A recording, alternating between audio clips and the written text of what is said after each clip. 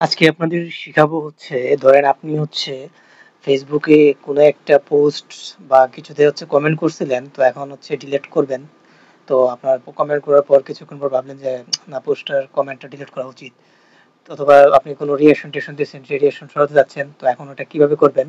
তো অনেক সময় হচ্ছে আপনারা এটা খুঁজে পান না কিভাবে করতে হয়। তো যারা হচ্ছে জানেন তাদের জন্য না, আর যারা জানেন না তাদের জন্য আশা করি ভিডিওটা হেল্পফুল হবে। তো প্রথম হচ্ছে আপনার প্রোফাইলে যাবেন, প্রোফাইলে যাওয়ার পর হচ্ছে আপনার এই যে সেটিংস অপশন, এই সেটিংস অপশনে ক্লিক করবেন। ক্লিক করার পর হচ্ছে আপনার এখানে সেটিংস গুলা থাকবে।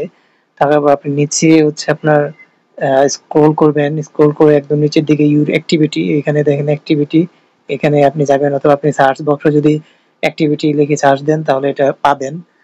তো দেন হচ্ছে অ্যাক্টিভিটি লগে হচ্ছে ঢুকবেন। ঢোকার পর এখানে বিভিন্ন ধরনের অপশন পাবেন। তো আপনি কি চাচ্ছেন? আমি যেহেতু কমেন্ট করছি, তো এই কমেন্ট ডিলিট করব।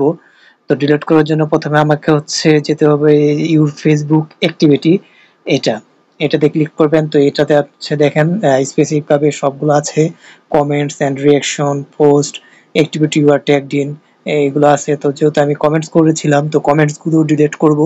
তাহলে ম্যানেজ কমেন্টস এন্ড রিঅ্যাকশন এখানে যাব। যার পর যে কয়টা কমেন্টস এবং রিঅ্যাকশন দিয়েছেন আপনি এখানে দেখতে পারবেন।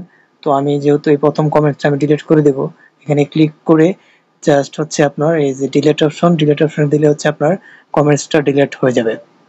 তো এইভাবে হচ্ছে আপনি আপনার এই হারানো, মানে কমেন্টস করেছেন কিন্তু আপনার ডিলিট করতে পারছেন না, তো এইভাবে হচ্ছে আপনি ঢুকে হচ্ছে স্পেসিফিক ভাবে ডিলিট করতে পারেন।